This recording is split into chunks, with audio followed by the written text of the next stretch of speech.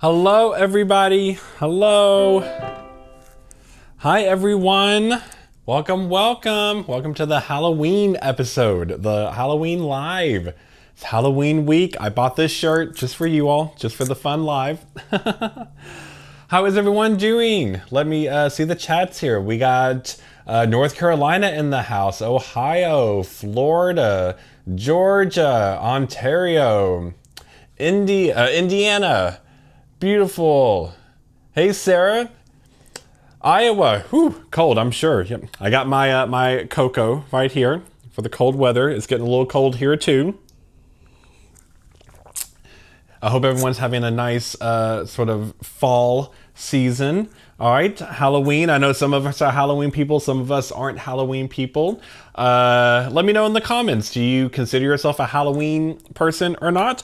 We're going to have fun. We're going to look at some iconic spooky songs today. And not just, for fun, to enjoy them, but actually how each one represents a specific important music theory that we can learn from it. So it's still going to be, Professor Hodge is still here, classes in session, but we're going to walk through a bunch of iconic Halloween or spooky type of songs and actually important theory we can learn from it, which is always fun. I'm always big on how can we have fun and learn at the same time.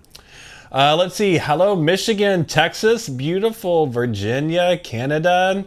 Good to see you all. Here's what I want to know. Here's your first question in the chat. If you dressed up as if you wore costumes for Halloween, like as a kid, what were some of your favorite costumes you dressed up as? I can tell you when I was a kid, one time I was Dracula, I was a vampire. One time I was Pinocchio, and I was really cute because it came with these little plastic, like they look like little wooden joints, and you put them around your elbows and knees and you clanked when you walked. And so it made you sound like Pinocchio as a marionette, which is really cute.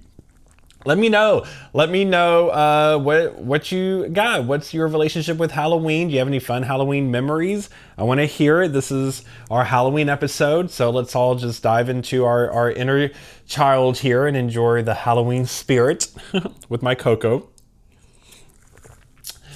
Yes, I'm a pumpkin tie. Yep, just for you all.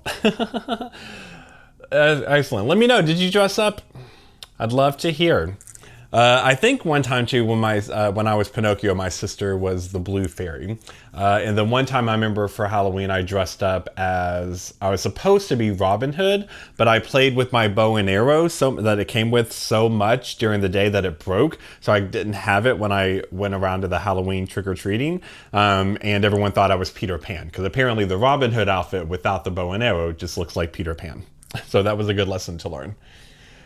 Clocks have changed in the UK, so you can make it live. Perfect. Beautiful, beautiful. Oh, we got BC, Victoria, BC. Love it, love it. So we're going to have some fun. I want to hear your all's Halloween stories, and we're going to go through a list. Now, it's not necessarily going to be a concert. So as we go through the list of songs, yes, I will play a little bit of it, but it's not that I'm just going to play all the songs like a concert. I'm going to show you a specific piece of theory that it represents. And then at the end, I am going to play a little bit of not a concert, but just play you one of my favorite personal scores that I actually think is a gorgeous piece of music. And it's surprising that it's from a horror film, or a film that's considered a horror thriller film. So look forward to that, but let me bring the list up on the screen here. Boom! Here is our itinerary, our spooky songs list. We're going to look at Monster Mash, Phantom of the Opera, The Addams Family, The Munsters, Cruella de Vil, Bach Toccata and Fugue in D minor, Psycho, Halloween, Thriller, and then the mystery piece. That I'll play at the end. So here we go. We're going to dive into the classroom. I even got, just like a good teacher, good professor, my whiteboard here in case I need to draw stuff for you. All right, so let's have some fun. Okay, first off, the Monster Mash. What does the Monster Mash have theory-wise that's actually really important? So a lot of videos I have in my that I've recorded for YouTube talk about inversions, chord inversions. And several of you ask me questions about chord inversions too, in the emails and video comments that I get from you all. And so often the question is, how do you know when to use a chord inversion? Or how do you decide? There's not always a right way to do it, but how do you make the decision? Why should we what is a chord inversion and how can we do it? So really fast, a chord inversion, and just in case you don't know, you just take a chord. So let's say the chord is C major, C, E, G. An inversion means how do you play the same notes of the chord, so those same 3 notes, but you put them in a different order. So instead of playing C, E, G, you could do E, G, C or G, C, E. So you have a different order, which means there's a different note that's on the top. So if I play a C major chord like this, G is on the top. If I play it like this, C is on the top. If I play it like this, E is on the top. Now, one of the ways of how you can decide, how do I do a chord inversion, and Monster Mash represents this, is what is the melody? Or if there are like backup singers, that they're singing harmonies and melody, that dictates how you want to do the inversion. So for Monster Mash, basically this is what the chorus is.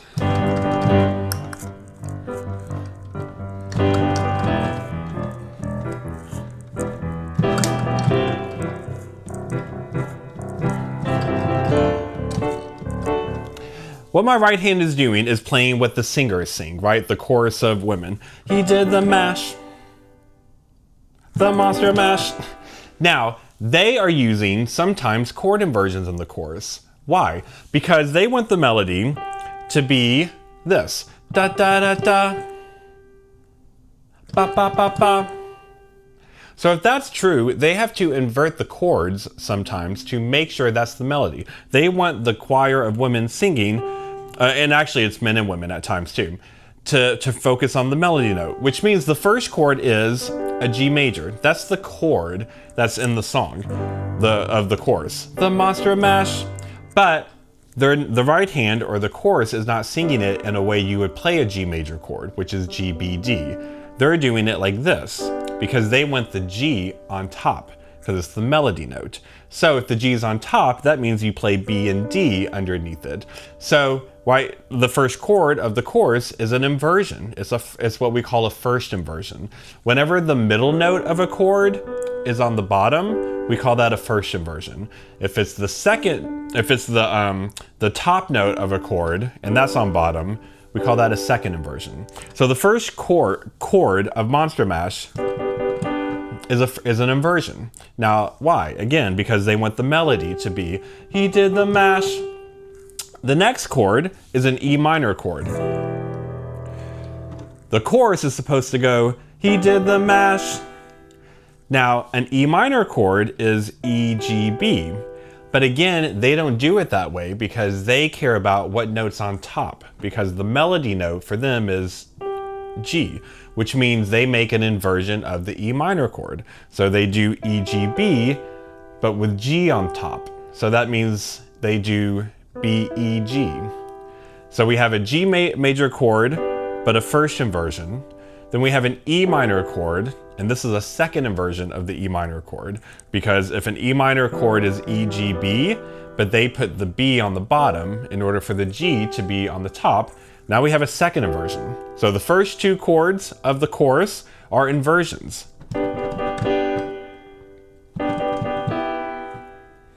Then the third chord is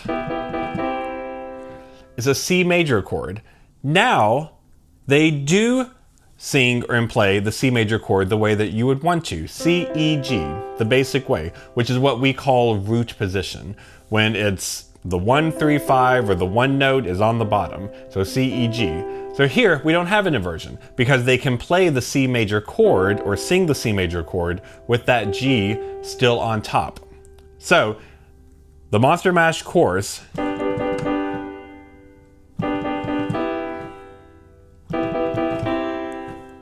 it's using inversions in an intelligent way because it's keeping that melody note. Because what they want you to hear as the audience, whatever you're playing on the piano or singing, whatever the top, whatever the top note is, that's what's going to be heard the most. So they want you to hear da da da da, ba da da da, da da da da. So in order to do that, that's how they come up with inversions. Because if we didn't have inversions, it would sound like this.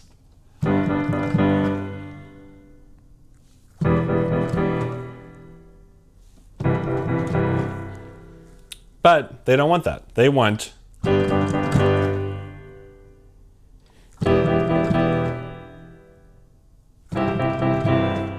So it's emphasizing that, and then just to feel completed, the last chord of the chorus is just, the whole song basically is just 4 chords. But then they go from a C major to da, da, da, da, da, and they go up to an A, and the chord is a D major chord, and which is D, F sharp, A. And because the melody goes up to an A, and that's the melody note, boom, they get to do the D major chord in the root position, the way you would want to play a D major chord, because A is at the top. So we have G major, E minor, C major, D major. The first chord of this whole chord progression that this entire Monster Mash song is built on is a chord in first inversion, a chord in second inversion, a chord in root position, another chord in root position. So just in this one fun, silly Halloween song, in this one chord progression, this chorus that's looped over and over, they're using all 3 positions of what you can do with basic major and minor chords, the root position and both inversions. So it's a great song to actually practice inversions, and it's really smart, right? Even fun, silly songs can have a lot of really great theory in it. So Monster Mash is a great example of how you would want to play an inversion and how you make that decision. It's all based on what note is on top, what note is the melody. And just that fun little 30-second chorus, they're using every position you could have of a chord for a major and minor chord. A root position, a first inversion, and a second inversion.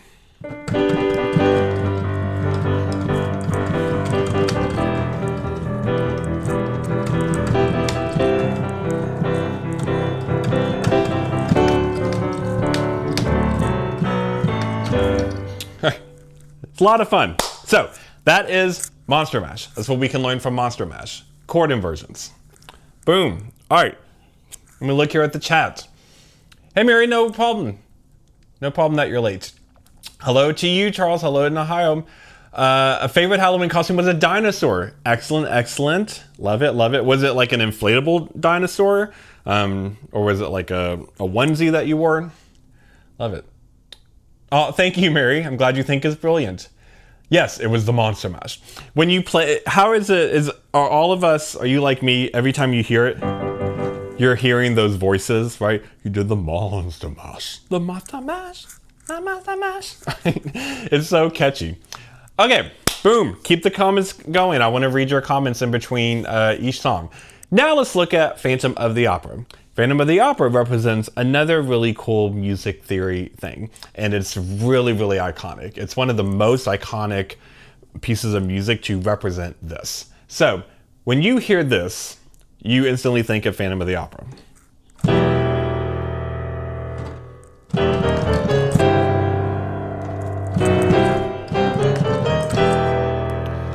That's like the opening theme of Phantom. That's sort of the big musical motif that's throughout the musical. So what is that representing? This is representing something in music that we call chromatics or chromaticism. Chromatics is a fancy way of saying on a piano, when we are building melodies and chords and going up and down notes to the very next note.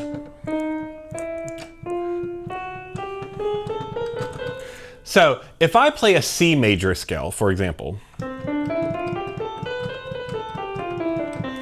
I went C to C, but I did not play every single note in between those because a major scale has intervals. So I skipped some black keys. But if I was to play a C chromatic scale, that means I start on C and I play basically every single note.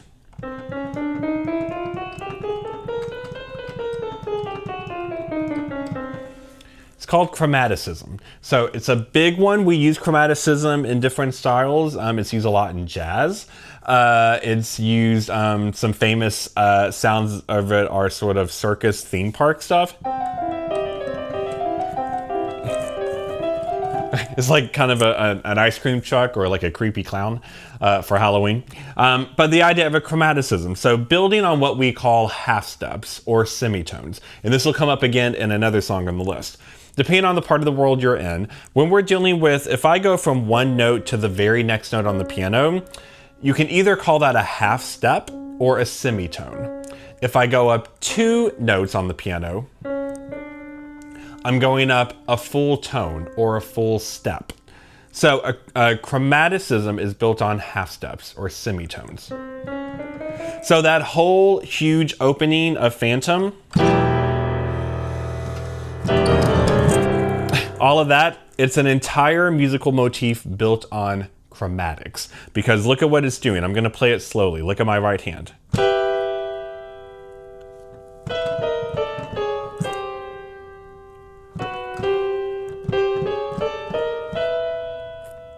I'm starting on an E minor chord, and my next chord is going to be a C major chord. So those two chords are in the key signature that the song is in, which is E minor, if you want to talk advanced theory for a second, but it's using chromaticism to move to the next chord. So it's not going from E minor to C major like this. It's going, and then it goes back up chromatically. So it's using chromaticism in a cool impact way, in a cool effect way, because it makes it sound a bit more haunting, more creepy, more powerful, especially if you've ever seen the show or listened to it. It's usually not even played on a piano, it's played on a big organ sound, like a pipe organ sound. So it really has that huge da, da, da, da, da, da. But now that you hear it, you know that entire musical motif is just built on kind of a simple concept in music, chromaticism. So,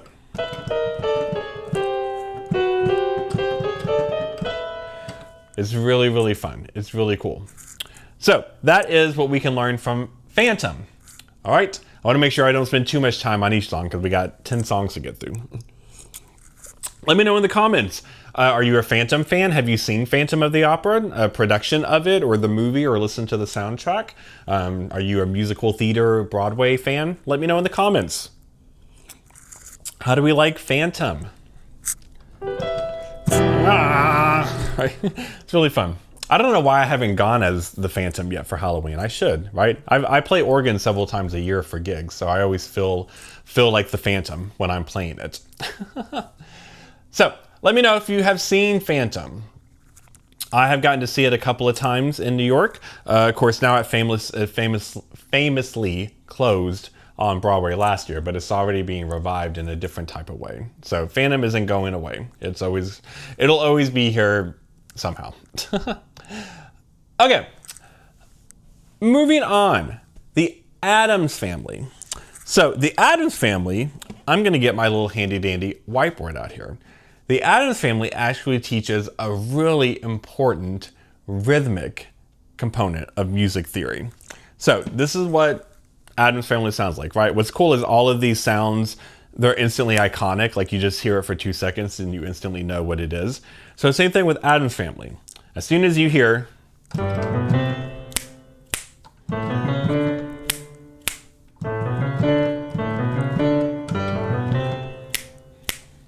right? That's the really famous sound. As soon as you hear it, that's what you think of, Addams Family.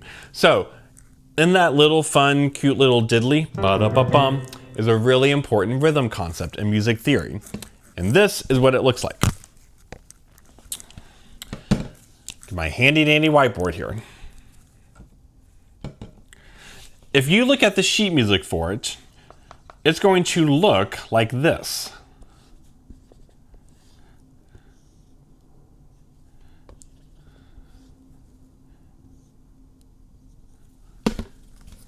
You are going to see 3 eighth notes with a little like bridge connecting them and the number 3. And then you'd see a quarter note. So I don't know if this is backwards for you all, the way the camera is. So the eighth notes come first.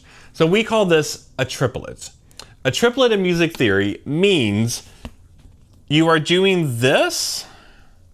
You're putting 3 notes in the same amount of time that normally, in the same amount of time for 1 beat, the way that you could do 2 notes. So what I mean by that is, if I was in normal, like let's say 4/4 time signature, a quarter note equals 1 beat. So let's say this is our 1 beat. Well, normally we would have 2 eighth notes in a beat. So this is my beat, bum, bum, bum, bum. And this is a quarter note, If I was to do eighth notes, that would be 2 steady notes, 2 even notes per beat. Bump, bump, bump, bump, 1, 2, 1, 2, 1, 2, 1, 2. But a triplet in music, anytime you see this, and you'll see this sometimes, even like in lead sheets, if it's part of the melody. When you see that, it means you've got to put 3 notes evenly within the same amount of time that 2 notes would normally evenly go into it. Or, in other words, 3 notes in 1 beat. So if this is my beat, instead of having 1, 2, 1, 2, 1, 2, 1, 2, a triplet means I would have 1, 2, 3, 1, 2, 3, 1, 2, 3, 1, 2, 3, 1, 2, 3, 1, 2, 3. So the Addams family, all of those are triplets. Triplet, triplet, triplet, triplet, triplet. The whole motif is built on triplets. And if you look up sheet music, it'll look like that. It'll have the 3 notes connected with a bar and the number 3. It's a really fun pattern, and it's a common rhythmic pattern. And oftentimes, people have asked me many times if it's the first time they see it in a lead sheet, like, what does that mean? What's that? Why is there a 3 over it, and why are they grouped like that? So now you know it's called a triplet. Just like you can have triplets, meaning you have, 3 babies. You can have triplets. 3 notes that are in the same amount of time as what 2 of those notes would be. So if you see 3 eighth notes, but it's a triplet, that means 3 eighth notes in the amount of time that 2 normal eighth notes would go. So that's kind of a fun thing about Addams family. Addams family is completely built on triplets.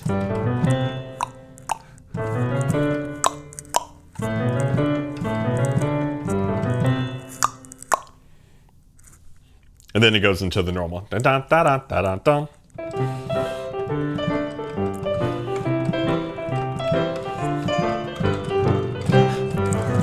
All right, all the fun triplet stuff. Okay, so that is Addams family. Let me know in the comments, did you watch Addams family?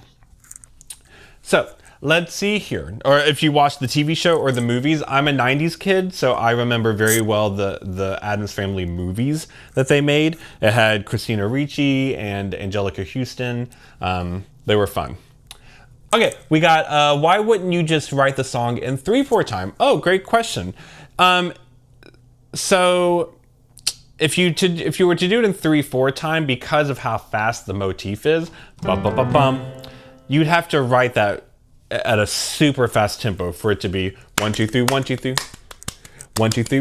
You have to write it really fast if it was in 3/4. So because it's so fast, it's easier to write it as like a triplet instead of writing 3/4 and it's like 3/4 notes, but it's super, super fast. Bum, bum, bum, bum. Okay. So another one, the next example on the list, The Munster, is very similar to Addams Family in terms of it's a famous, iconic television show. But this one represents another interesting one in theory, and it actually has a nickname that goes along with Halloween. What it represents, it has been historically nicknamed the Devil's Sound, or the Devil's Interval, or the Devil's Chord. So what does that mean? So I just told you that a few minutes ago, if you're on a piano and you are counting up and down notes, if you go just 1 note, up or down, whatever the very next note is, you are doing either half steps or semitones. It depends on what part of the world you're in. So half steps or semitones. If I do 2 notes, that means I did a full step or a full tone. Tritone means what it sounds like. Tri means 3, and then tone is going up 2 notes. So it means I start on a note. So let's say I'm going to start on E. And a tritone means it's going to be an interval that from the note I start on, I'm going to go up a tone 3 times. So a tone is 2 notes. So if I start on E, then I go up 2 notes. I go up another 2 notes and another 2 notes. I get this interval. This interval, you can also view it as a flat 5 or a sharp 4. There's different ways to view it, but this is called a tritone. You can hear how it has a very unique sound. It's a little bit considered like unstable.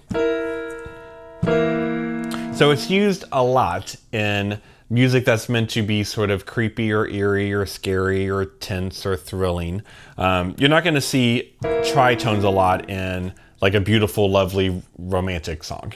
So that interval, anytime you have a note and then you go up 3 tones, tritones, or you have a 5 above it and you flat it, or a sharp 4, whatever you want to call it, it's this type of interval. Now the Munsters, just like the Addams Family, the iconic instant recognizable sound is actually built on triplets. The Munsters' iconic sound is instantly built on tritones.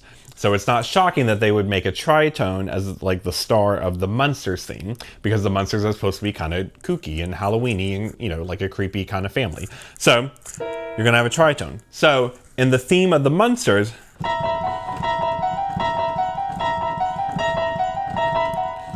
it has this little high-pitched stuff. So an E and a A sharp, that's a tritone. So it's emphasizing it, and then it's putting other notes around it.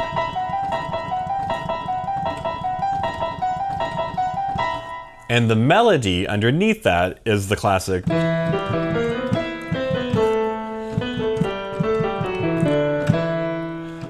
So look at what this is. Within the melody is a tritone, because E to A sharp is a tritone. Da, da, da, da.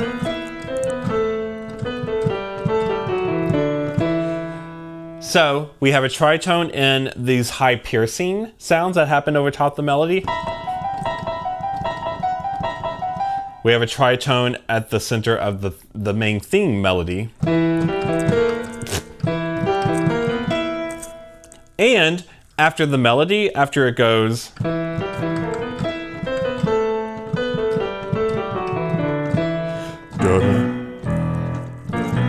that little interlude is also a tritone. So the little high diddlies, the main melody,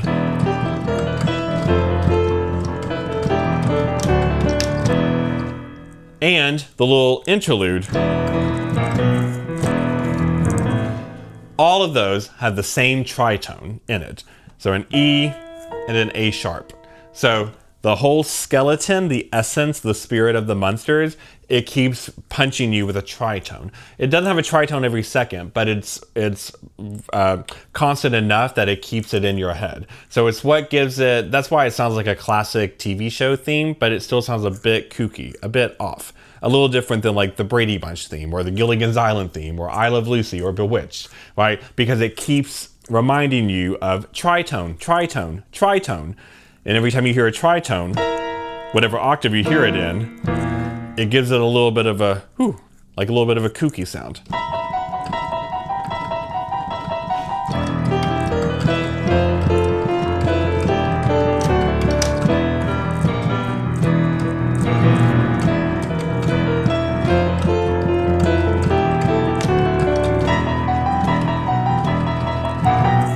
Right, so that's what makes the Munsters fun. It is just tritone celebration. And to this day, it's still one of the most common pieces of music to teach people about tritone. So if you're like in a music theory class and you're trying to study what a tritone is, the Munsters to this day, even, you know, decades after it premiered, it's still one of the go-to classics, one of the go-to examples of that is what a tritone sounds like. So that's the Munsters. All right. Yes, Mary says very eerie. Absolutely. Yes, I love the ghost emojis. Very eerie. So let me know again in the chats. Did you watch these? The Addams Family and the Munsters, 2 kind of classic television shows. The Addams Family got turned into movies. Let me know. Were you a fan of the Addams Family or a fan of the Munsters? Let me know. I personally, I watched episodes of both because they would be on reruns. I was more in the Addams Family camp than I was the Munsters camp. It was sort of like, were you I Dream a Genie or Bewitched, right? Kind of dueling shows. But Munsters has a fantastic theme song. That song is so much fun. All right. Yes, and still watch them. My husband loves all of them. Love it. Absolutely. Yes. You got to love reruns. I love reruns. It's a bomb. Uncle Fester, Addams Family Values. Yes. I love those movies so much. Watch them all as original. Yes, absolutely. I love them. I love them. All right, so far we've had Monster Mash can teach us about intervals. Phantom of the Opera can teach us about chromaticism. The Addams Family can teach us about triplets, and the Munsters can teach us about tritones. Next, Disney. So there's a lot of Disney villain songs that I could have chosen for this because they're really famous, iconic songs. But from a theory standpoint, Cruella de Vil is actually one of the most important ones because, again, it does something really smart and it teaches you something without you realizing it's teaching you something.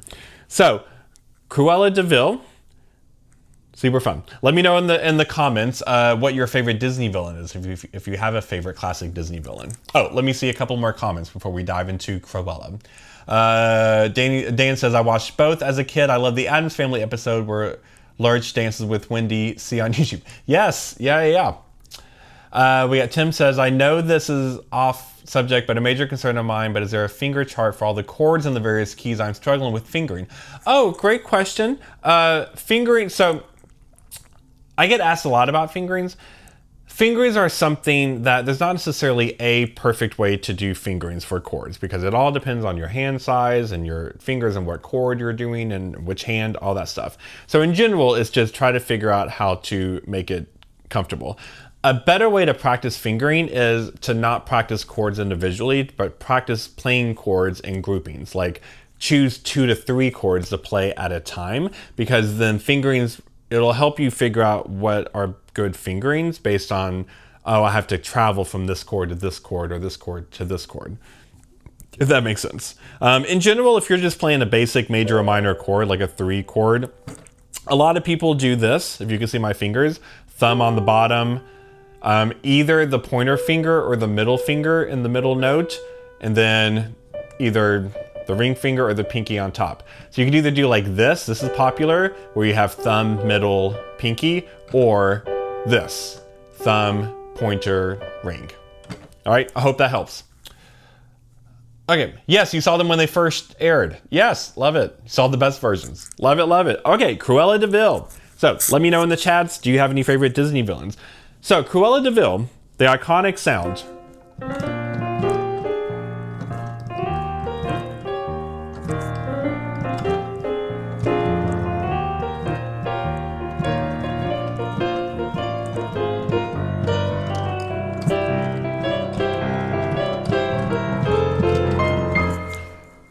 Cruella actually has built inside it in a clever way. It's teaching you something very important about blues. Blues music, so Cruella sounds very bluesy.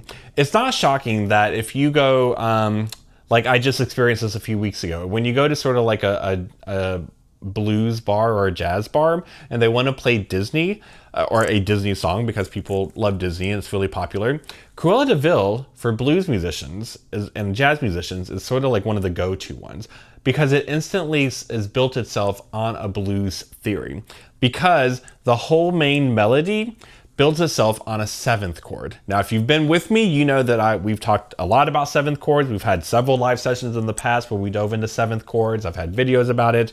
7th chords are, fun, but they can also be confusing or tricky. But what we call the dominant 7, or what's just called a 7 chord, basically means you have a major chord. So let's say if I wanted to do a B flat 7 chord. So you have the major chord, B flat D F, but then you have the flat 7 of it. This is what we call a 7 or a dominant 7. Blues music is full of this. So if you just play like basic blues, it's just constant 7th chords galore. A major chord or a minor chord with the flat 7 on top. So the melody of Cruella de Vil,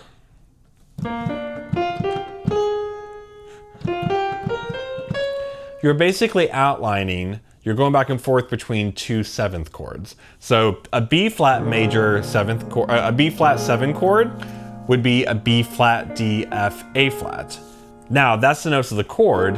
Look at what the melody of Cruella de Vil is. It's basically giving you those notes. The next chord is an E flat 7 chord, which would be E flat G, B flat, D flat. The melody And then it goes back and does those 2 chords again. Here's the chord. Here's the melody of Cruella de Vil.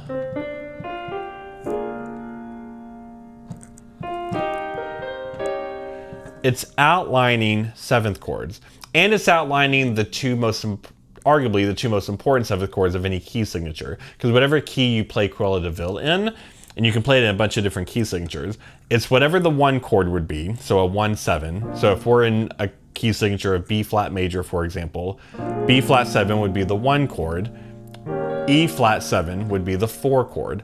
Blues is built on 1-7, 4-7, 5-7. Those are the 3 staple chords of blues music. So Cruella de Vil is taking 2 out of the 3 most famous blues chords and built an entire melody around it. So it makes you hear a 7th chord. Da da da da da. The melody helps you hear what the flat 7 sounds like.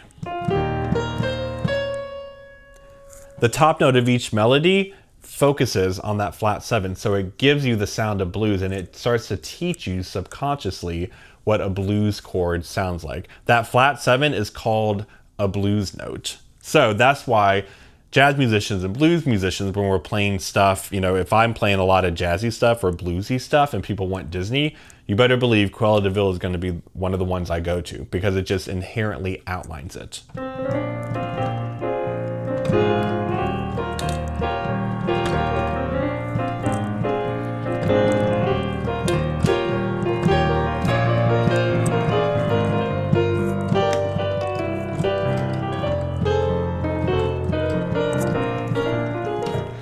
It's really fun. It's really fun. So it's sneaky. It's a clever song that uses the melody to outline a really important, arguably the most important foundation of all blues music. And it's hidden within a Disney song and a Disney villain song. So again, this is a go-to one when you're trying to teach people a 7th chord and they want to hear it in a song. Cruella is great because it's not just putting it in a 7th chord in the left hand like a harmony to a melody. Literally the melody, and the iconic melody that people can hum. Cruella de Vil, Cruella de Vil. If she doesn't scare you, no evil thing will. It literally teaches you the blues 7th chords. So, Cruella de Vil, great one for blues music. All right, let me know in the comments. Do we like Disney? Do you have any classic, famous Disney villains that you love? Let's see. We saw the Addams Family panel in the Saturday Evening Post. Yes. Oh, fun. My kids love this song. Great. Love it. Yeah. Cruella's a great one. Plus, Cruella, they just did a big live action movie with Emma Stone, the actress, a couple of years ago, right at the start of the pandemic. And that was really fun. And it was fun to hear them sort of use the famous Cruella de Vil song in a fun way. Because it was her origin story. So Cruella de Vil. Okay, let's keep this going because we are halfway through. We're doing great. All right. So class is still in session. The next one, Bach. So let's get classical. Not everything is from movies and TV. Classical. We also have a lot of something fun to learn about classical. So Bach's Toccata and Fugue. I kind of ran out of space to type it, but technically it's Bach's Toccata and Fugue in D minor. This is the famous sound of it. You're going to hear it a ton every Halloween. It's not meant to be a Halloween song. Bach didn't write it as a Halloween song, but it has become a Halloween song because when you hear it, because it's played usually on an organ, it sounds very scary, very creepy. So it's used now around Halloween time. So you hear it in a ton of commercials and haunted houses and a lot of Halloween-y stuff. So this is what it sounds like. Imagine that what I'm playing is an organ, not a piano.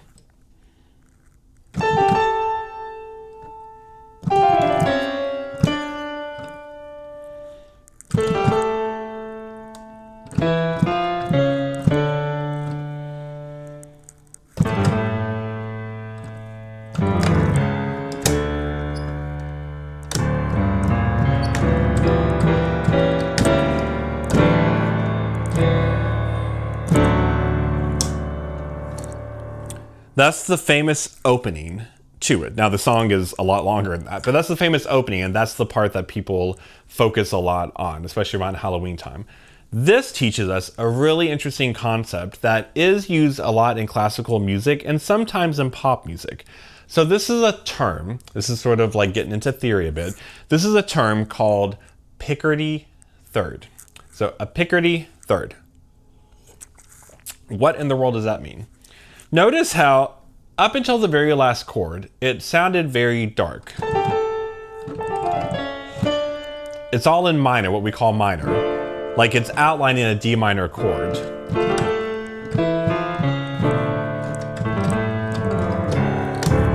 Like it sounds dark, right? And then even towards the end, as it's building to the last chord, that still sounds dark, but listen to what the last chord does.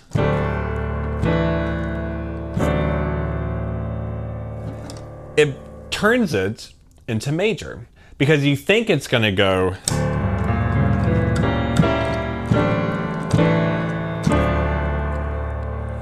you think it's going to stay in D minor because it's literally called Toccata and Fugue in D minor, and the whole build up, this whole dramatic build up, or really I should say build down because it keeps getting lower, to that big dramatic chord is all D minor stuff. So it's all outlining D, Fs, and As.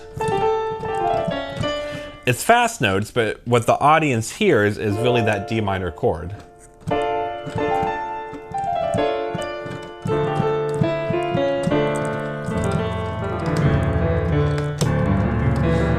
And this really dark chord before this. So what is a Picardy third? A Picardy third means you have music that's in minor. It's like built in a minor key signature, and it lives in minor chords, minor sound, but its big resolution at the very end ends on major. It turns it into major. So here it goes, that last chord goes from D minor, it flips it, it ends it on a D major chord. So it's a really popular tactic that was used throughout classical music. And when we say classical, often we just say that means something old, but technically there's eras, right? There's Renaissance, there's Baroque, there's classical, there's romantic. But this concept, so a Picardy third. So something is in minor, it's living in minor, but then its final or its last big resolution is a major version of itself. So we have this super creepy, dramatic organ piece that's living in D minor, and it sounds very Halloween-y, right? But then the big dramatic chord it ends on is a major chord. It kind of takes you off guard a bit. So that is what a Picardy third is, and if you are ever wanting to study that in classical music, Bach's Toccata and Fugue in D minor is like the gold staple of it. So it's really fun. Okay, so how do we feel about classical? Does anyone have any favorite classical composers?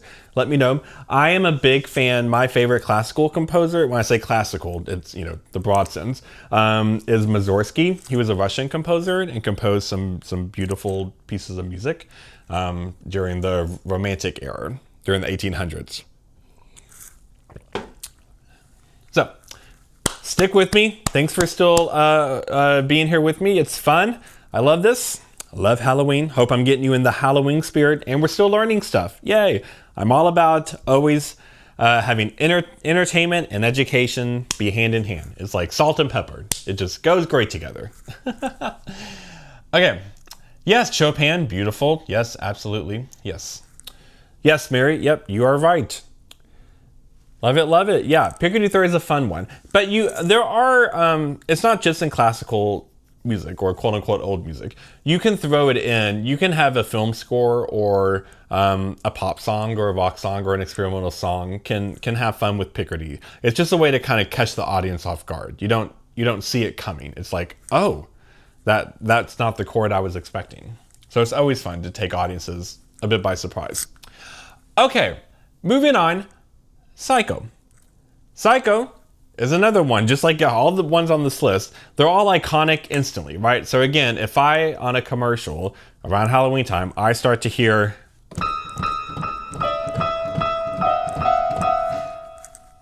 I think it's Psycho, right? It's the Psycho music. So here is what Psycho is famous for representing. It didn't invent this concept, but it's a great, like, gold standard example of it. In music, we have two concepts called consonance and dissonance. It's more psychological terms of what something sounds like to us. Consonance and dissonance are basically fancy words to say, does something sound pleasing to the ear? Or does it feel like there's clashing, there's tension?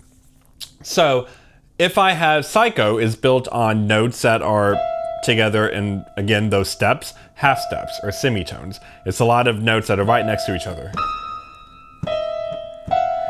Why? Well, because it's meant to be super creepy and off-putting, right? So you would not put a lot of dissonance in, you know, again, like a beautiful, lovely, romantic song, right?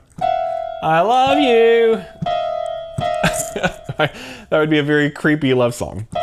Psycho makes this dissonance so perfect. It's like a beautiful horror concept with dissonance because it's constantly hitting you. And in the movie, it does it with strings. But it just starts on dissonance and it builds on dissonance. It'll first start with two high-pitched notes together. And then when it starts to add notes underneath it, it adds more and more dissonance.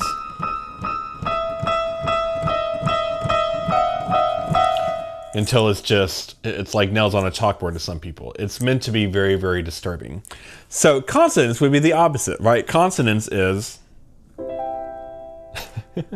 or even a minor chord, that still sounds pleasing, right? That there's not a lot of tension. Now, here's what's fun to do as a piano player that I like challenging myself with at times. Can you make dissonance sound consonance?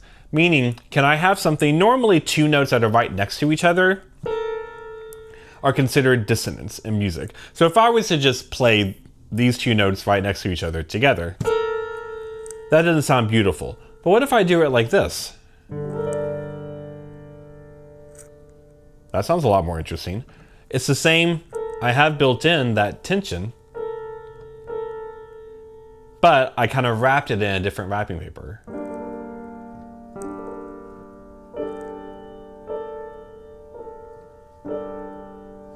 That can be a beautiful tension. That can make it sound a bit more like consonants.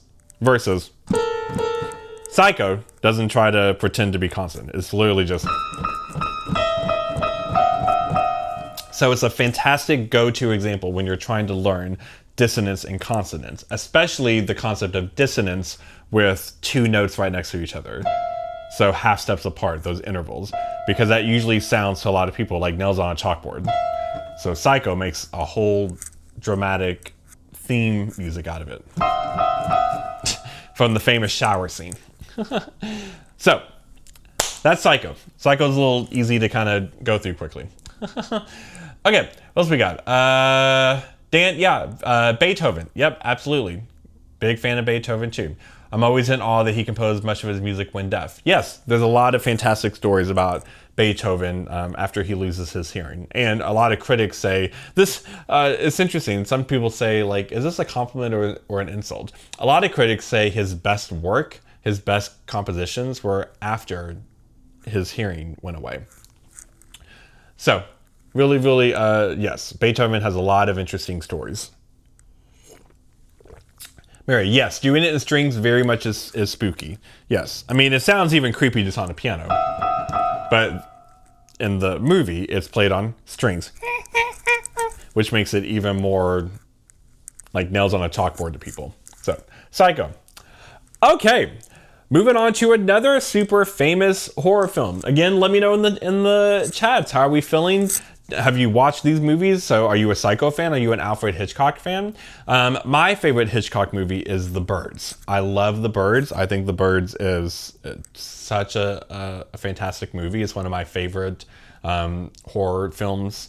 Psycho is Hitchcock's most famous one, but my personal favorite is The Birds. And Rear Window is a great one too. Let me know. Are you a Hitchcock fan? Okay, now we're going into Halloween, another super famous, iconic movie. So not Halloween the holiday, like Halloween the movie, Michael Myers, right? Now, this is another rhythm one, and Professor Hodge is getting the whiteboard back out. So I hope you're enjoying the whiteboard. Right. Yes, there will be a test at the end of this worth 100 points. So Halloween, the Michael Myers theme, is really famous for teaching us an important rhythm concept, and it does it at both a beginner level and an advanced level. It has built within it 2 different levels. This is why, again, it's such an iconic piece of music. So, the Halloween Michael Myers theme song.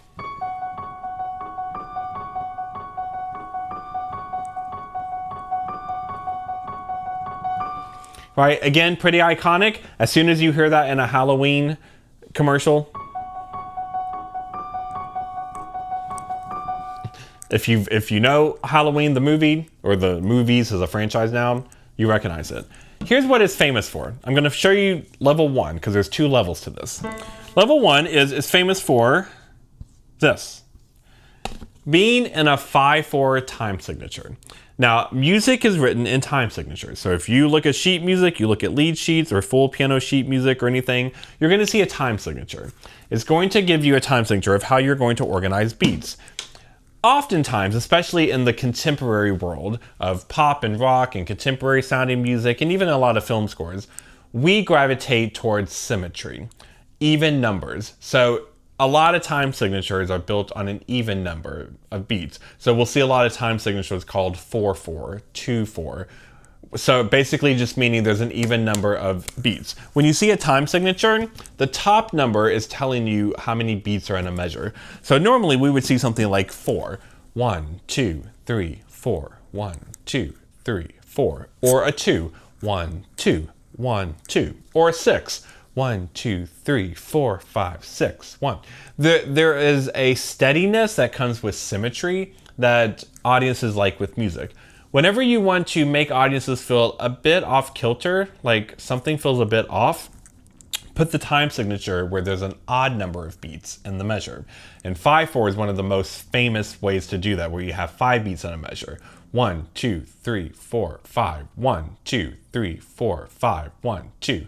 And the Halloween theme song is one of the most iconic pieces of music in modern culture that was written in 5/4. So in 5 beats. So 1, 2. That's in 5. 1 and 2 and 3 and 4 and 5 and 1 and 2 and 3 and 4 and 5 and 1 and 2 and 3 and 4 and 5. So if this is my beat, 1, 2, 3, 4, 5.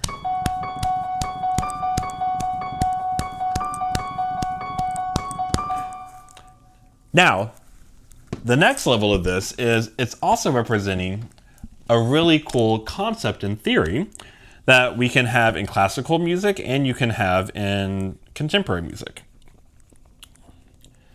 It's this.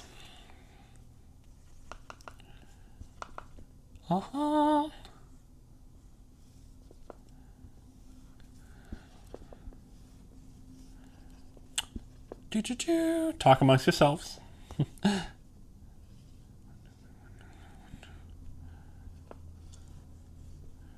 Ran out of room. Okay.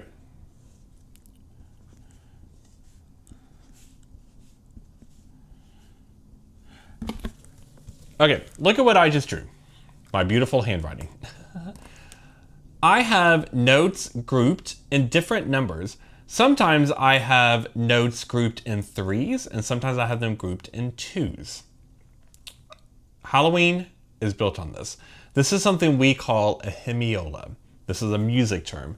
In music, if something is a hemiola, it means you can alternate the way the beats are grouped. So if I am in 5/4 time signature, or I have 5 beats per measure, 1, 2, 3, 4, 5, 1, 2, 3, 4, 5, 1, 2, 3, 4, 5, 1, 2, 3, 4, 5.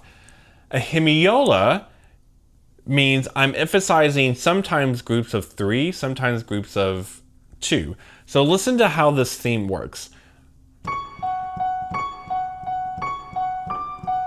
It's going 1, 2, 3, 1, 2, 3, 1, 2, 1, 2, 1, 2, 3, 1, 2, 3, 1, 2, 1, 2, 1, 2, 3, 1, 2, 3, 1, 2, 1, 2. It's doing a hemiola where it's alternating between threes and twos. 1, 2, 3, 1, 2, 3, 1, 2, 1, 2, 1, 2, 3, 1, 2, 3, 1, 2, 1, 2, 1, 2, 3, 1, 2, 3, 1, 2, 1, 2. It's really popular in a bunch of different types of music. Even in complex jazz is popular. So it's doing a hemiola and in an odd number time signature. That's how it gives that classic, really off-kiltering, off-balance, kind of creepy sound. Like when you hear that, probably the person walking towards you is not a good person, right? Like I'm probably about to see the villain come on screen. But people think what makes it creepy is that it's just high notes. But yes, but not really. It's the rhythm of it and this power combination of 5 beats instead of a normal even number. It has an odd number of beats per measure. 1 and 2 and 3 and 4 and 5, 1 and 2. And it's doing this hemiola. 1, 2, 3, 1, 2, 3, 1, 2, 1, 2, 1, 2, 3, 1, 2, 3, 1, 2, 1, 2, 1, 2, 3, 1, 2, 3, 1, 2, 1, 2, 1, 2, 3, 1, 2, 3, 1, 2, 1, 2.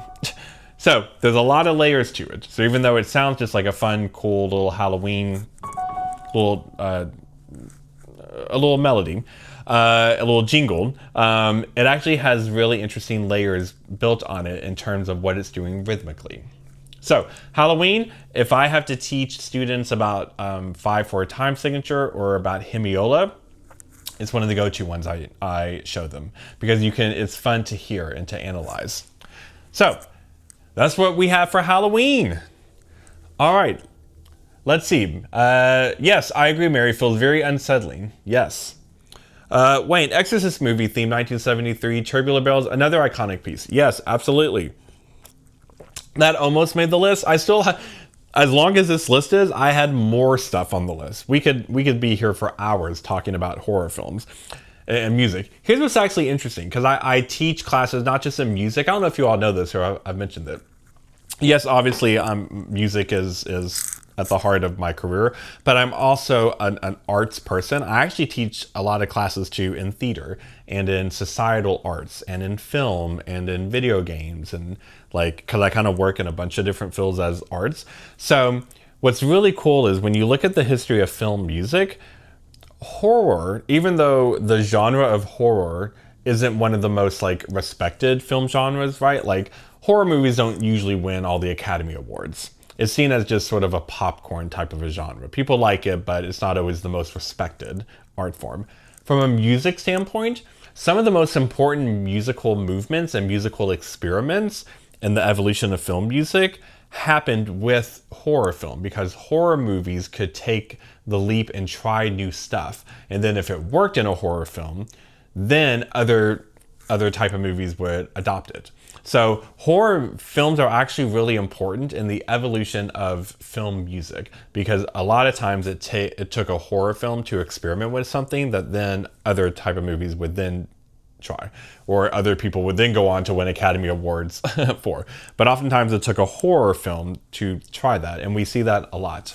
So whether you like scary movies or not, which is totally fine, but horror films should be more respected for its contribution to what it did to the evolution of film music. That's my little rant about that. Yes, Tubular Bells is great. Yes. Super fun. Okay, let's keep this party going. We are almost done. Almost done. We have one more and then the mystery one. What is the mystery one? Okay, next up, Thriller. Good Lord, I hear this song a million times during October, don't we all, right? Iconic song. Thriller, Thriller night. So, what does Thriller do that's actually a really important part of music theory? So, Thriller represents an important classical, kind of like what we talked about with Bach, where it represented this concept of a picardy third. Thriller actually represents something that was really embraced and solidified in the world of classical music, but then Thriller does it in a pop way.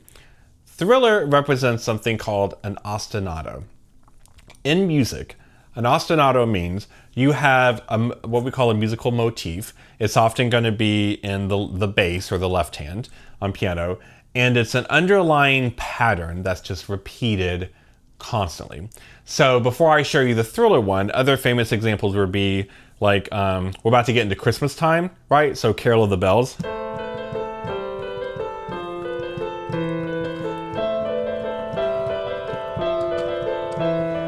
Carol of the Bells, 90% of that song, it's the same da da.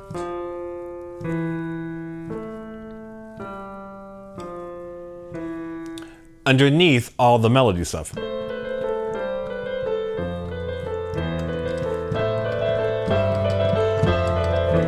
Another famous one is, this is what the ostinato would be.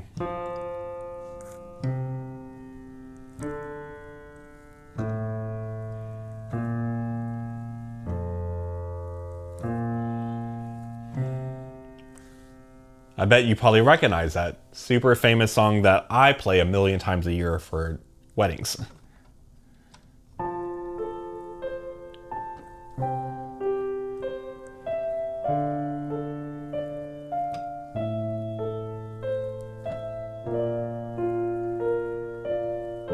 Canon in D, even though I like to play it in F. But the concept of something's repeated and looped. Thriller has this.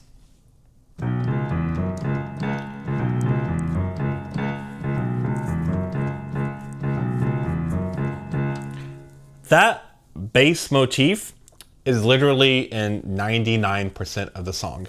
The whole intro and the whole verse and the chorus and the interlude and the verse again and the chorus again. Like, only every now and then for a split second does it stop doing that. It is under everything.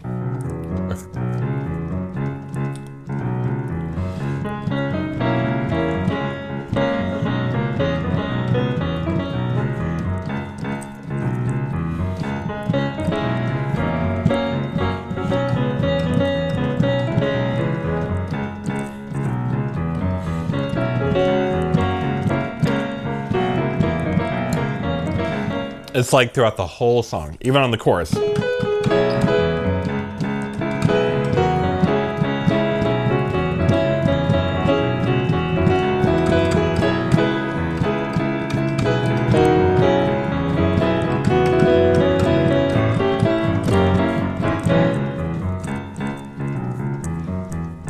Like, that little motif, it's an ostinato. It's doing the exact same thing that classical composers did. It's just doing it with a bass lick.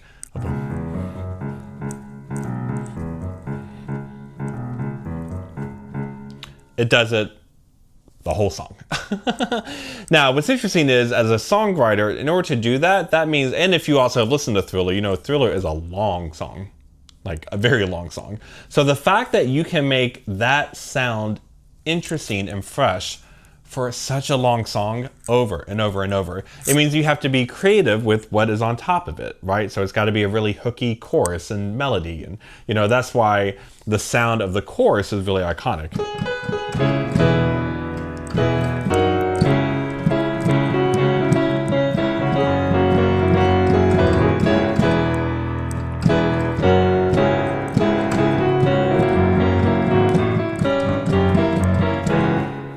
But underneath that is this bass lick.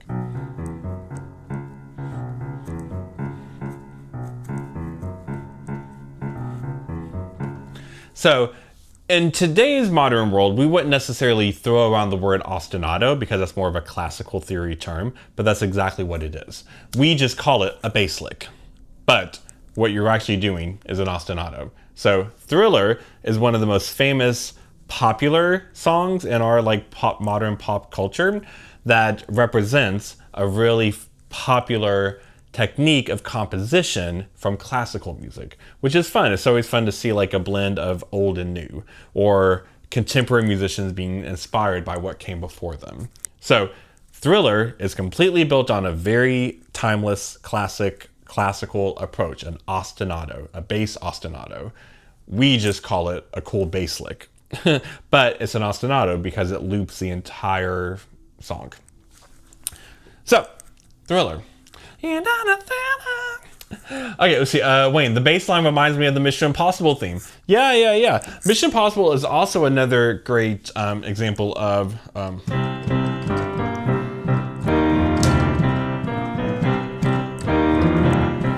that one also is in 5/4 time and has hemiolas in it. Mission Impossible, from a rhythmic standpoint, is almost identical to the Halloween theme. They both are in 5/4 time signature, and they both use hemiolas in their rhythm, which is interesting. Okay, so let me know how we're feeling. All right, so before I show you the mystery one, let's recap. Let's review all the theory that we can learn even in silly, fun, spooky Halloween songs. We have Monster Mash that taught us about inversions. We have Phantom of the Opera that taught us about chromaticism. We have Addams Family that taught us about triplets. We have the Munsters that taught us about the tritone. We have Cruella de Vil that outlines blues 7 chords. We have Bach Toccata and Fugue in D minor, which teaches us a Picardy third.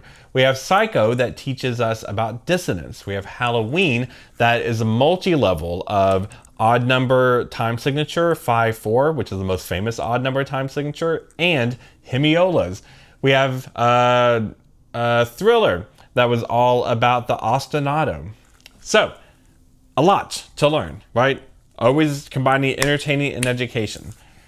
Let's see. Yes, Judy, from now on, I will listen to spooky music in a different way. Great.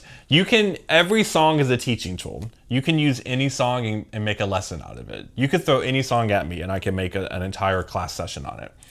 Because all songs are built on theory. Like whatever it is, it doesn't matter what the song is.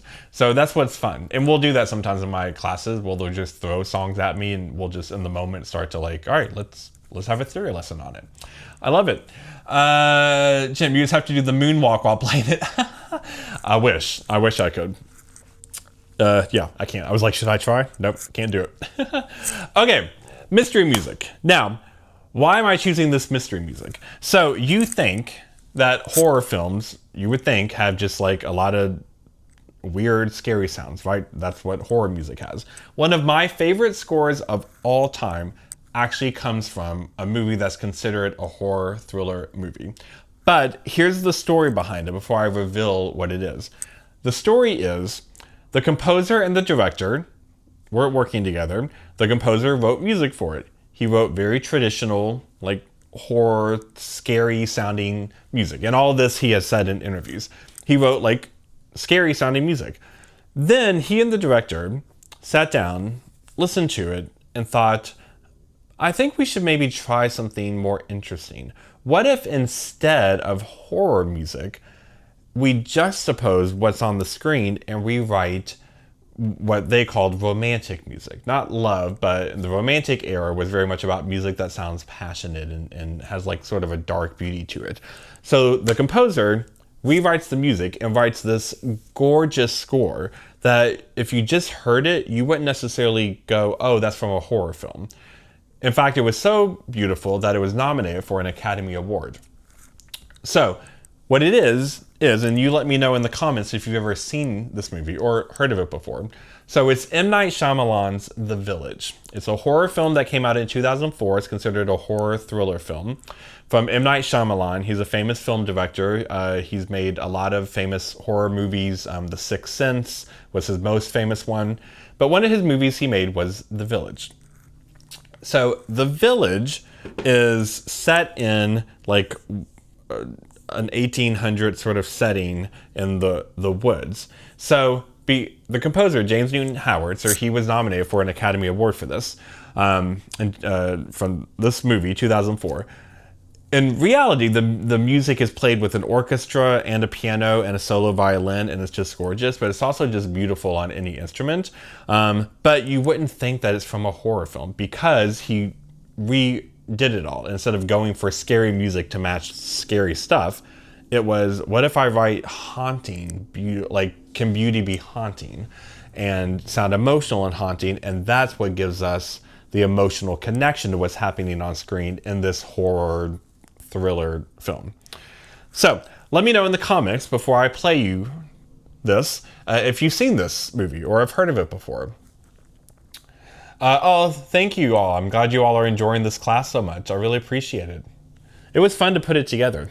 And he says, I don't know the movie, but I have to make it our Halloween movie this year. Yeah. Now, I'll give you a heads up. The movie itself wasn't globally beloved.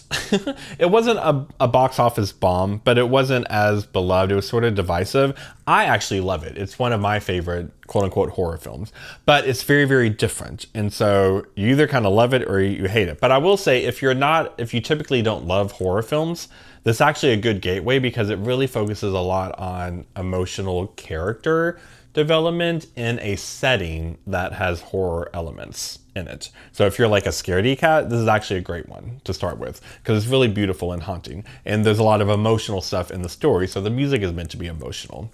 So here, I'm going to play. Now, as I play it, imagine that some of the stuff I'm playing is really kind of a duet between a piano and a violin, a solo violin with orchestra strings in the background. So I'm going to attempt to kind of like do all three of those as if I was making a Matt Hodge arrangement of it on piano. So don't like study the score and then be like, oh, Matt, you missed that note, blah, blah, blah. This is sort of my interpretation, my arrangement of it. But it's really beautiful. But again, listen to how beautiful and haunting it is. And this is from a horror film, but it's so gorgeous to play. I love it. It's one of my top 10 all-time favorite scores. We may do a live session sometime where we go through what I consider the most beautiful film scores of all time, just my own personal selfish opinion. And I would put, like, in my top 10, I would put The Village in a top 10 beautiful. That's how much I love it. So, here we go. And I know sometimes like the sound of my keys hit my microphone, so I'm gonna mute my mic while I play this so it's a better sound, and then I'll unmute it. So here we go. So this is, it's not super long either. So this is like sort of a famous part of it. So this is from The Village.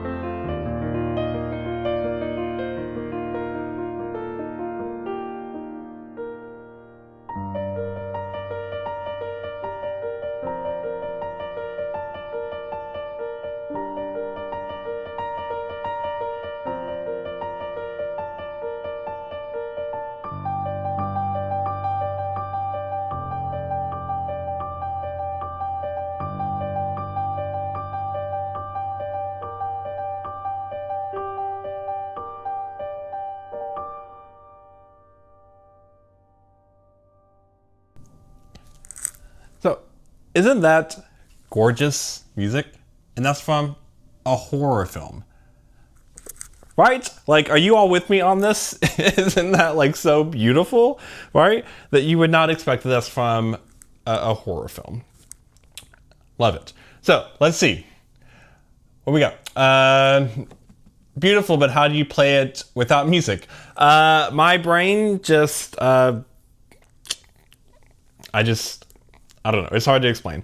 My brain can memorize music quickly. Now, I will say one of the ways that I'm able to play music so much off the top of my head is I use the tactics that I teach you all in my YouTube videos and in my one-on-one private lessons with you all, and in the course that I had, the self-guided piano course. And selfish plug, if you want to look at all that, look in the video description. I have links for that. You can see how to take a one-on-one lesson with me, or my self-guided piano course that that you can order as well. But if you try to just memorize ink on a page, it's going to be so hard.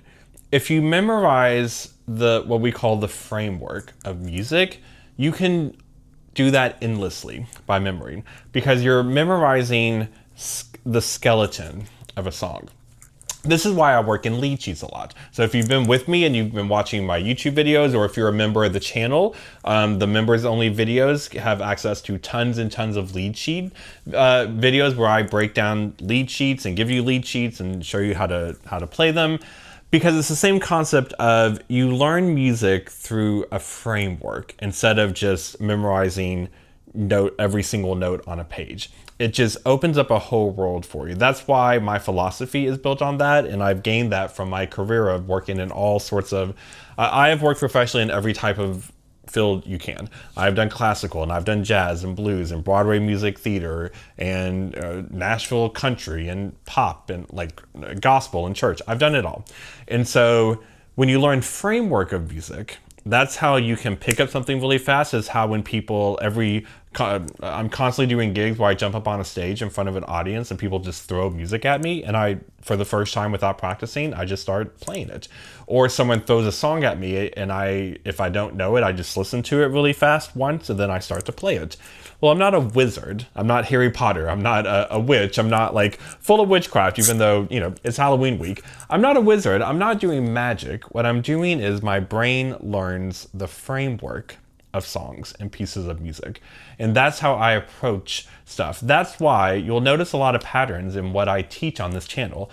How many videos do I post each week where I'm not showing you full sheet music? I hardly have ever done that. And if I do show you sheet music, it's lead sheets. Because I want you to learn the framework of something versus you memorize individual just notes on a page, ink, because then you're always going to be trapped in that and you only know that. So that's why hopefully you get a lot of value out of my channel. It's my philosophy. And so all of those things of all the different ways I help, and I love to help you all. So I have the free videos that I post every single week. If you want to join the channel, a lot of you are members already, which is wonderful. You can click the join button below. It's a big button that says join, and you can pay just it's like a few bucks a month, and you get access to tons of members only videos that are me giving you lead sheets and breaking them down for you. Excuse me.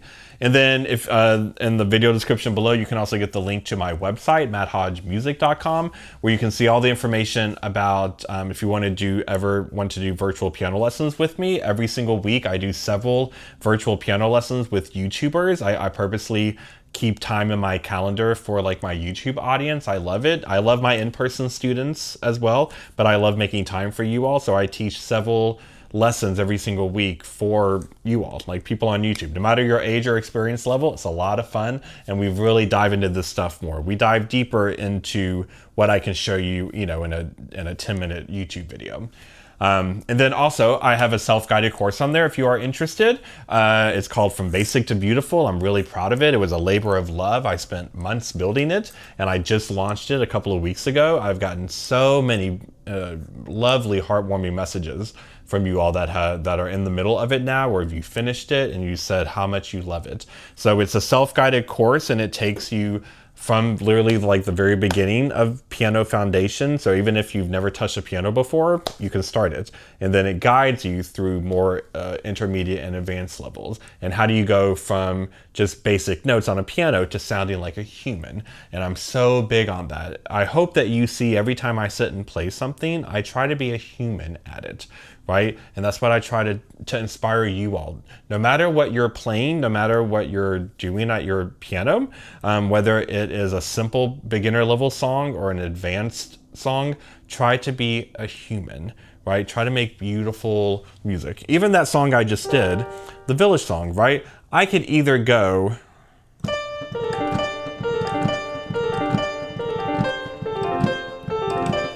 that's how a computer would play it. Or I can go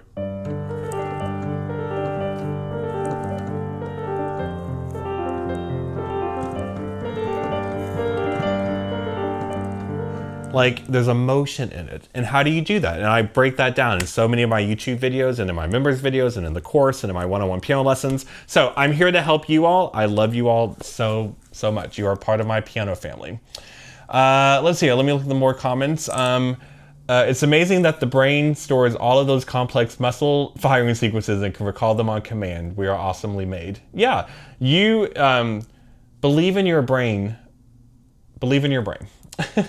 That is what I want to tell you. Believe in yourself more. I hate when students don't believe in themselves. Your brain knows more than what you think it does. And believe in yourself. Believe in your mind. You have a powerful mind, and you can do more than what you think you can. You are capable of more than what sometimes you think you're capable of. Sometimes it just takes an external person to help you on that journey or to remind you of that. But you are capable, no matter your age, no matter your experience level. You are never too old, never too young, never too far gone to learn piano. I promise you. Even obstacles that people have, over the years, I've had several students that were blind, or they were deaf, or they were missing fingers, or they had extreme arthritis, or they had an arm injury, or they have Parkinson's disease. You can figure out music in a beautiful way, and it's people like me, it's our job to help you with that. And to know that you can believe in yourself and know that you are capable of the type of music you want to play. You just have to honestly believe in yourself, because nothing else that someone could teach you will work if you don't believe that about yourself to begin with. So you want to start a journey on the right foot. I can't believe just how knowledgeable you are, Professor Hodge. Thank you. I appreciate that. Glad I got here just in time for that. Oh, I'm glad you made it. Yeah. Thank you. Oh, beautiful. I'm glad you all found it beautiful. Listen, I love film music. I love it so much, and it's absolutely one of my favorites. Indeed, we are so fortunate that he shares his talent with us. Oh, I really appreciate that. That's so sweet. I love making time for you all, truly. I love making videos. I love my weekly lives because it's a chance to get to interact with you all. Truly, this is a highlight of my week. Yes, you are doing magic. Thank you. I wanted to be a magician when I was a kid. Like that was my dream goal when I was 7 or 8 years old. I wanted to be a professional magician, and I went as a magician for Halloween. So maybe I as an adult I can say like I'm a musical magician. Maybe I kind of made my dream come true. May I send a message to you if I have some specific questions on some skills? Absolutely. Yeah. Send me a message. You can either send me a message on a comment on a video and I reply, or you can just email me. My email is matthodgemusic@gmail.com.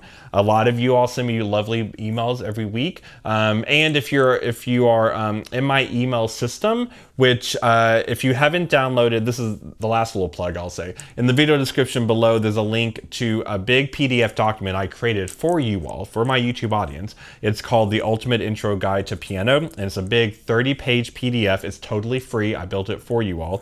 It gives you so much information about piano and chords and scales and charts, and like I've done so much work for you, especially to launch you into learning piano. But also, when you download that for free, then you get to join the email list, subscribers list, and then you get my emails from me, which I send almost daily. I send usually 4 or 5 with a bunch of different information and videos and tips and inspiration and all of that stuff. So then you can also reply to that anytime you get it, and I'll see it. I don't have a team. It made me laugh. Someone asked me last week, like, surely, Matt, you have like a team underneath you, right? Like, if I order a piano lesson, is it actually going to be you, or is it really you sending those emails?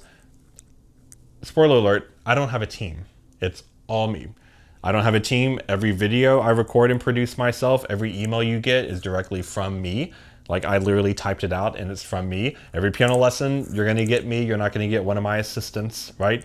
I purposely made my YouTube channel with not wanting to have that. I don't wanna have a team because I want to build this on having a personal relationship with you all, and you feel like you have a personal relationship with me as like your mentor on piano. And so you will always get me. You will always get access to me. Every video will be from me. Every email will be from me. Every lesson will be from me. The course that I just created, every video is me. It's like over 5 hours of content. It's all me. So there's no team behind me. Absolutely beautiful, Matt. Thank you so much. Let's see. Sarah says, thanks, Matt. Such a gift. I asked Alexa to play your music. She came up with nothing. Your interpretation of music is so beautiful. Thank you.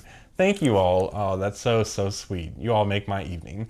I'm a bit behind with the course. I got a puppy, but I'm really enjoying it. Oh, I'm so glad you're enjoying it. And what's great is I built it in a way that it's self-guided and it builds on itself. So you can go as slow or fast as you want. I had people that ordered it and they finished it in the first week and they were so excited to like just dive into it. And then I've had people that are, they've been at it for weeks and they're about 25% through it. It's completely up to you what pace you want to do. I purposely built it that way. It builds on itself in an organized manner, but the speed of it is completely up to you. However fast or slow you would like to go through it. Thank you, Matt. I'm looking forward to the replay. Yeah, the replays are great. The replays are instantly on YouTube as soon as the live stream stops. Let's see. Wow, you must be very busy. We're grateful that you contribute so much to us. Thank you. And the next one, thanks for answering my emails. Yes, of course. Yes, I am very busy. Yes, I'm a full-time college professor. I'm a full-time YouTuber. I'm a full-time professional musician and piano player and composer. I'm always doing something. So, I teach a lot in the classroom. I make a lot of content for you all. I have an agent in New York that I'll do stuff with film and television and video games and commercials and a bunch of fun stuff. I do constant gigs around different parts of where I live. And I've also traveled nationally and internationally to do a bunch of gigs. I am busy, but I love the joy, the work. It's pure joy. And I've always said that I've said this many times before in videos or live streams, but if you haven't heard me say it before, truly, besides my family and friends, the people who changed my life the most, who impacted my life the most and made me the person I am today, besides my family and friends, were my teachers. And that's why I'm such a believer in education, especially they were my music teachers. So I always told myself if I was ever blessed in life to have the career that I so wanted for myself, that I would pay it forward. So I've been very blessed beyond belief of the career that I've worked very hard to build. So I worked my butt off. But I've been blessed with the type of career that I wanted. And so I always promised myself I would pay it forward. That's why I created the YouTube channel.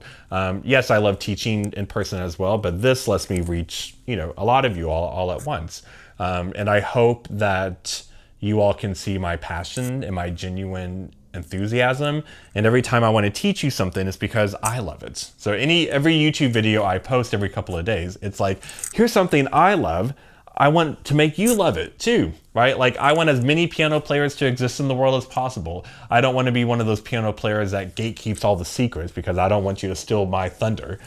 I will share with you every secret imaginable. I will give you I will spill all the tea. I will show you the magic behind the curtain. I'll teach you everything that I do because I want as many of you to exist as possible in the world. Because the more music we have in the world, the more beautiful the world is. I truly believe that. So that's why I make so much time for you all. And truly, it's a priority for me. YouTube isn't just like a silly hobby I do on the side when I have free time. It's one of the things I love to wake up and focus on. I missed all the other stuff. So thank you all for helping that happen because I wouldn't be able to do this if there was no one watching, right? That'd be a little awkward. I'd be talking to myself. So thank you all so much for being part of this beautiful piano community that we're building together. It truly feels like a family, like a community, and it really means the world to me. So let's see. Let me see a few more comments. I know we need to wrap up. I always hold you all hostage way longer than what I mean to.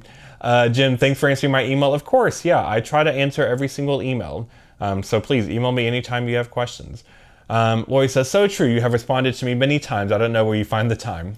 Yes, it's called manners and it's called respect. Right? I try to respond to every video comment. I try to respond to every email. It may take me a little bit, sometimes I get to respond quickly. Sometimes it may take me a couple hours or a day. It depends on how busy I am. But yes, no, I believe in, that would be rude to not reply to your email. I believe in manners. Well, you must be very busy. You're so grateful that you contribute so much to us. Yes. Thank you all so much. So I hope you have a wonderful Halloween week. This was the fun sort of spooky stuff. I'll still have more YouTube videos coming out this week. I'll probably have one uploaded tomorrow and the one on Friday, plus a members video at some point this week. Remember, if you'd like to join the channel and support the channel, it's a cheap way to help support the channel. Every penny from the memberships, the YouTube memberships, goes directly into producing my channel, into helping to support it and build it.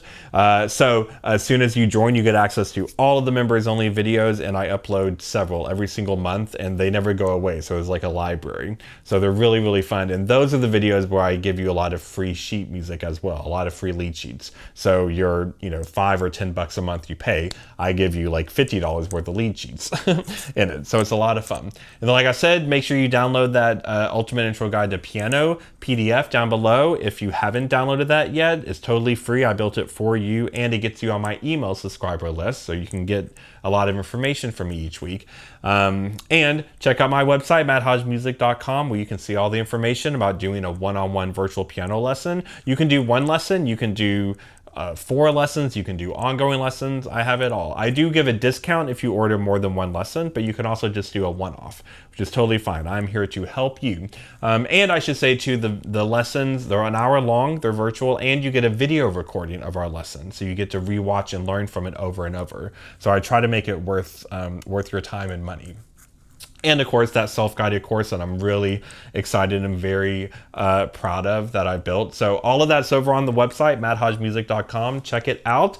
I hope you all have an incredible, super fun Halloween. All right, go listen to some horror music, or go listen to some James Newton Howard, The Village. It's so good. Oh, so beautiful. Okay, so I hope you all have a wonderful evening. Thank you all for joining me. Thank you, Lori. I'm glad you liked the pumpkin shirt. I literally bought it right before the live stream just for you all, because I realized I don't have anything in my closet that's Halloweeny, and I need something to match my my black cap. Some of you all call it my magic cap, which I love. So I think this is forever now known as the magic cap. So I needed to find a Halloween shirt to match it. So thank you. Mary, I'd really miss it if it couldn't make it. Thanks, Matt. Happy Halloween. Thank you all. Thank you so much. All right, I've held you hostage long enough. Have a wonderful Halloween. Hope you get to have a lot of fun memories with your family and friends. Keep looking out on the YouTube channel. Check out the more videos coming out this week. And if you're a member, you'll also get access to the members only videos as soon as you join, if you'd like to join and become a member. And all the fun links are in the video description below. All right, everyone. So have a happy Halloween. Have a spooky season. And I will see you. We'll do a live next week. I have no idea what it's going to be. I always have fun just kind of figuring it out like a couple of days before, because I kind of just get inspired. So we'll see. But always email me if you have suggestions for topics too. I have a document that all the suggestions you all have given me for video topics or live topics. I love keeping a document of it. So for real, I love hearing your ideas. This is your channel just as much as it is mine. I'm here for you as a public servant. That's how I feel. Okay. Have a happy early Halloween, everyone. Happy early Halloween. Thank you all so much for joining me, and I will see you later. Okay, bye.